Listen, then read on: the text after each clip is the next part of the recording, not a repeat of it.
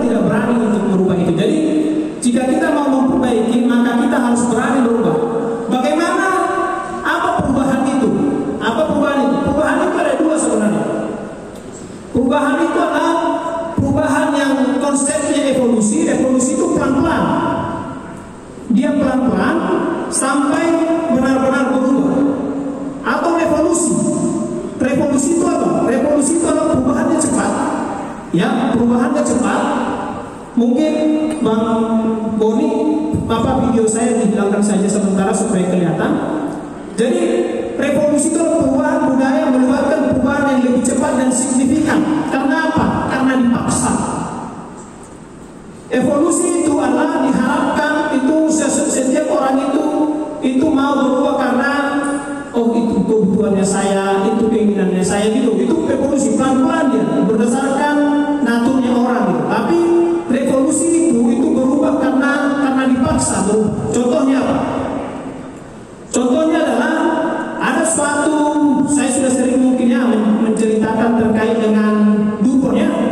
Kalau rekan-rekan masih ingat, ya masih ada nggak yang ingat apa cerita saya tentang dukun? Dulu, kenapa dia disebut sekarang sebagai perusahaan safety? Ada yang masih ingat? Lupa semua. Itu adalah salah satu contoh revolusi. Revolusinya itu apa? Revolusinya itu adalah terjadi insiden besar di Dupont pada saat itu. Ya, terjadi insiden besar yang menyebabkan banyak korban jiwa. Pabriknya meledak. Ya, pabriknya meledak. Kemudian karena itu sehingga mereka merubah semua sistemnya. Ya, merubah semua sistemnya, merubah semua perilaku di dalam operasionalnya. Sehingga apa? Sehingga saat ini kita bisa melihat Dupont. Ya, Dupont itu sebagai perusahaan dengan tingkat keselamatan yang diakui lah di seluruh dunia. Ya, yang sudah standar yang sudah very high standar. Itu karena apa? Karena dia ada insiden sehingga dia merubah dengan cepat. Jadi revolusi itu bisa disebabkan karena ada suatu kondisi yang memaksa sehingga itu bisa terjadi. Atau evolusi itu karena kita ikuti step-stepnya sampai kita sampai di sana. Ya, itu adalah perubahan itu ada karena itu. Atau perubahan itu adalah bagaimana kita mengubah persepsi terhadap realitas kita saat ini. Kadang kita selalu berpikir, masih banyak, saya sendiri juga seperti itu. Ya, ini adalah pembelajaran untuk rekan-rekan dan juga untuk saya. Saya sendiri juga kadang berpikir, memang sudah seperti itu. Ya, memang sudah seperti itu. Itu adalah persepsi. Ya, tapi pertanyaannya, benarkah seperti itu? Belum tentu. Tapi karena mindsetnya kita menyatakan, ya mau diapain lagi Pak? Sudah seperti itu. Itu yang mau kita ubah. Bagaimana kita merubah persepsi itu? Itulah yang dimaksud dengan perubahan budaya itu. Jadi rekan-rekan yang biasa mungkin, Pak, ini sampai sekarang ya masih, Pak udah susah banget ini. Walaupun sudah kami step, walaupun sudah kami ingatkan, walaupun sudah kami apakan, tapi orang-orangnya kami itu masih selalu melanggar, masih menggunakan telepon pada saat berkendara. Sudah susah sepertinya Pak. Ya, itu biasa ya. Kalau saya dengar itu ketika kita berdiskusi, ya kami Pak sudah melakukan ini, tidak bisa lagi sepertinya gitu. Itu adalah persepsi. Ya, kalau kita tidak mau mengubah persepsi itu bahwa itu tidak bisa dirubah lagi, maka kita hanya akan selalu seperti ini terus. Ya, rekan-rekan akan setiap bulan itu nanti dipotong konsumen invoice-nya karena pelanggaran yang itu saja. Kita tidak akan pernah bisa naik kelas. Sehingga apa yang akan kita butuhkan? Next slide. Jadi perubahan ketika kita berbicara mengenai perubahan itu adalah perubahan mengenai paradigma. Ya, perubahan mengenai paradigma. Paradigma itu adalah bagaimana cara kita berpikir, rekan-rekan. Ya, bagaimana cara kita berpikir. Kalau sekarang itu tidak bisa lagi saya rubah itu Pak. Memang orangnya sudah seperti itu gitu. Tidak bisa lagi saya rubah, sistemnya sudah seperti itu gitu. Itulah cara kita berpikir saat ini. Ya, sama saya juga berpikir seperti itu Pak. Udah susah ini. Itulah paradigma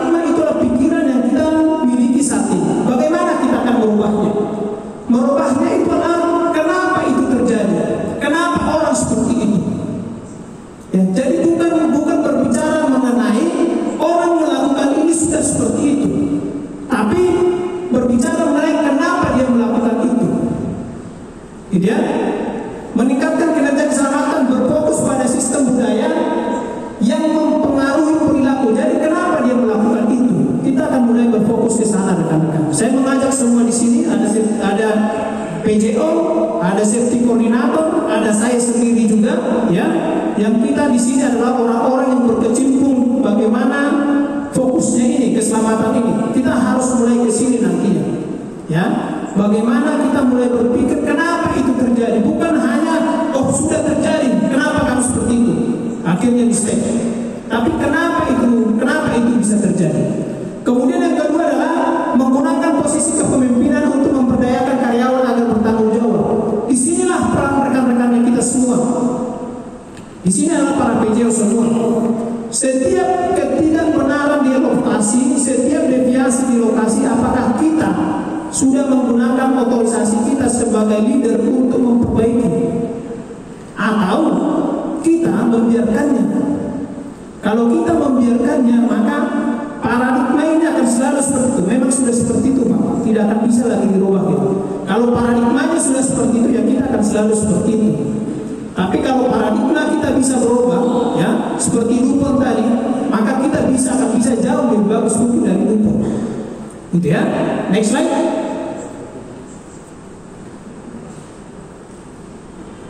Next slide. Oke, jadi basicnya itu sebenarnya adalah ini, semua insiden itu pasti dapat dicegah. Kita harus punya paradigma dulu untuk itu. Itu basicnya. Kalau kita bisa bilang sudah tidak bisa, maka itu tidak akan bisa. Tapi kalau kita punya paradigma bahwa semua insiden itu harusnya bisa dicegah, tidak ada yang tidak bisa dicegah. Yang kedua adalah tidak ada pekerjaan yang sebanding dengan resiko cedera. Ini harus ada, kita harus punya paradigma ini di pikiran kita. Ya, semua kita yang ada di sini harus memiliki paradigma ini. Ketiga, yang selanjutnya adalah setiap pekerjaan itu harus dilakukan dengan aman. Insiden itu pasti dapat dikelola, dan yang terpenting adalah keselamatan itu tanggung jawab semua orang, bukan hanya tanggung jawab 1-2 orang. Itu adalah paradigma yang harus kita bangun. Jadi saya minta tolong ini, seperti yang saya sampaikan tadi, ini adalah fokusnya saya.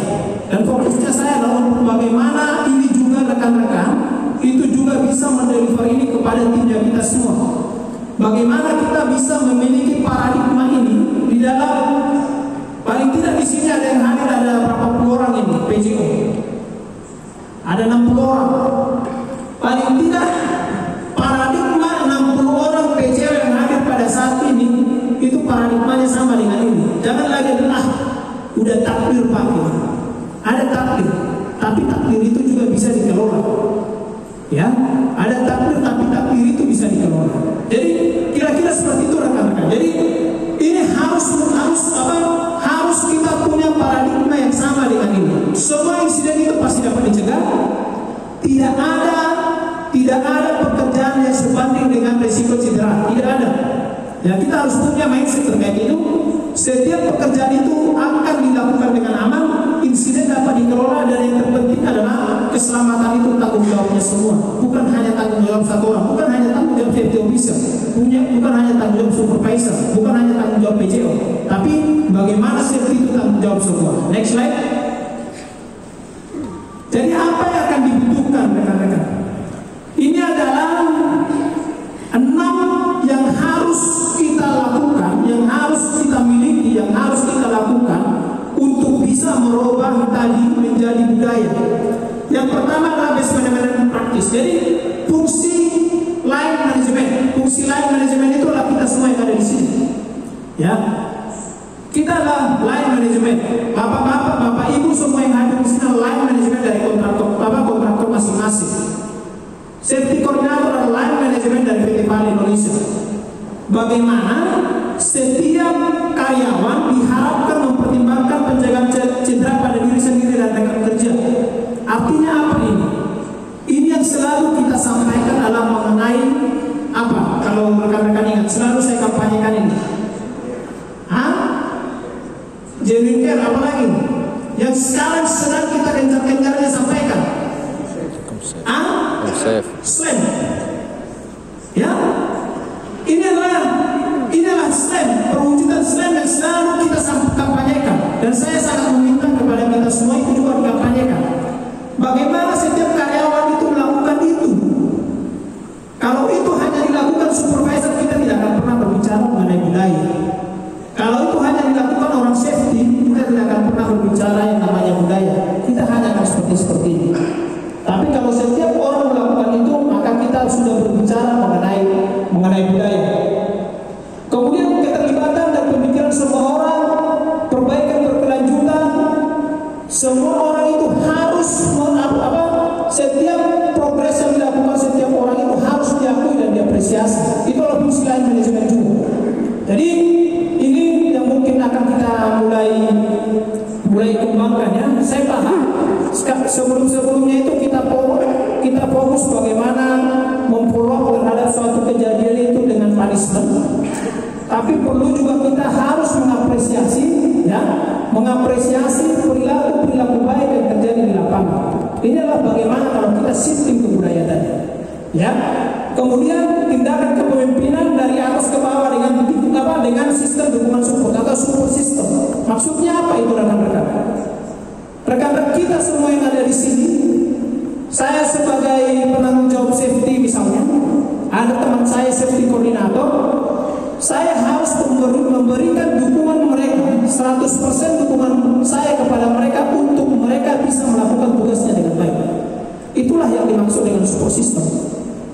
PJO itu memiliki banyak tim. Bagaimana PJO itu memberikan support 100% kepada semua orang timnya untuk melakukan aktivitasnya. Jadi bukan uruslah itu kan bagianmu. Kenapa kamu melakukan seperti itu? Kalau kita masih seperti itu, maka kembali lagi tadi, kita tidak akan pernah bisa berubah dari kondisi saat ini ke budaya yang kita harapkan. Jadi jadilah support system untuk rekan-rekan atau untuk bawahan rekan-rekan yang sedang bekerja di lapangan. Ya, kalau memang itu menjadi kesalahan dan itu menjadi bagian yang kita harus berani memikulnya. Bukan hanya dia sendiri yang harus memikulnya. Kira-kira seperti itu. Itu adalah konsep bagaimana kita bisa men-shifting paradigma itu tadi. Kemudian safety standar, training, audit, investigasi, dan yang terakhir kalau itu mungkin kita sudah lakukannya, tapi konsepnya di sini adalah itu sudah kita miliki, tapi bagaimana kita melakukan itu dengan konsisten, gitu ya. Dan yang terkait ini yang terakhir itu adalah involvement, rasa kepemilikan. Ini adalah yang sangat penting. Tidak akan ada kita bisa merubah sesuatu menjadi budaya kalau kita merasa itu bukan bagian saya. Ya, tidak akan ada pernah itu ada budaya namanya itu bukan bagian saya. Itu mereka. Kalau tidak ada rasa kepemilikan itu, maka men-shifting paradigma tadi merubah menjadi budaya itu tidak akan mungkin, rekan-rekan. Jadi perlu juga kita memiliki namanya itu rasa kepemilikan. Ya, rasa kepemilikan rekan-rekan kepada kontraktornya rekan-rekan, rasa kepemilikan rekan-rekan kepada PT Vale Indonesia, rasa kepemilikan rekan-rekan kepada Bumi Timur ini, rasa kepemilikan rekan-rekan kepada Indonesia, gitu ya. Kalau itu tidak ada, kita tidak akan pernah memiliki budaya. Sama seperti di lokasinya kita, di tempatnya kita. Kalau kita tidak merasa memiliki misalnya kampungnya kita, ya kita punya kampung, kita tidak merasa memiliki itu kampung, maka kita tidak akan pernah peduli apa yang terjadi di kampung itu. Ya, kita tidak akan pernah peduli apa yang terjadi di kampung itu. Itu adalah karena ada rasa kepemilikan. Next slide. Jadi ini slide terakhir. Bagaimana tanda-tanda bahwa ada perubahan terhadap budaya itu? Ya, ada 6 tanda ya rekan-rekan. Kita bisa menilai nanti. Saya tidak akan bertanya kepada rekan-rekan kita sudah di mana. Silakan menilai. Pertama, apakah manajemennya kita sudah konsisten? Ya, konsistensi manajemen. Misalnya rekan-rekan sebagai PJO, apakah sudah konsisten? Ya, karena rekan-rekan PJO ini kan manajemen ya.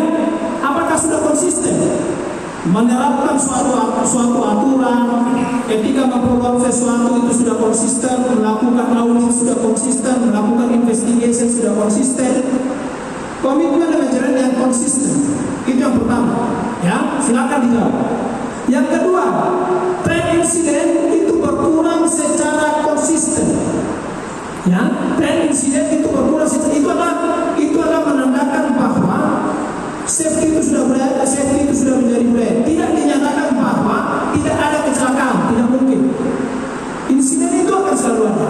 Ya, operasional itu selalu ada risiko. Insiden itu akan selalu ada. Tapi yang diminta di sini adalah bagaimana tren insiden itu berkurang secara konsisten. Berkurang secara konsisten artinya grafiknya seperti ini rekan-rekan. Yang terjadi di kita sekarang adalah seperti apa? Naik turun, naik turun, naik turun. Itu adalah berarti kita belum konsisten. Ya, silakan dijawab masing-masing. Di areanya masing-masing, apakah saya sudah konsisten itu tren insiden itu atau seperti apa? Yang ketiga adalah perubahan perilaku karyawan terhadap keselamatan. Ini juga bisa kita lihat. Ya, ketika orang, apakah dia lebih mementingkan misalnya, biasa itu, saya sudah biasa seperti itu, tidak masalah itu. Kalau masih karyawannya kita ngomong seperti itu, maka kita masih jauh dari yang disebut kata budaya. Ya, yang keempat apa? Partisipasi terkait keselamatan karyawan yang meningkat. Ya, ini bisa dilihat. Ketika ada safety talk, teman-teman kita itu tertarik atau tidak? Ya, ketika ada diskusi, teman-teman kita itu banyak yang mengantuk atau tidak? Ya, ini sekalian mengingatkan di masa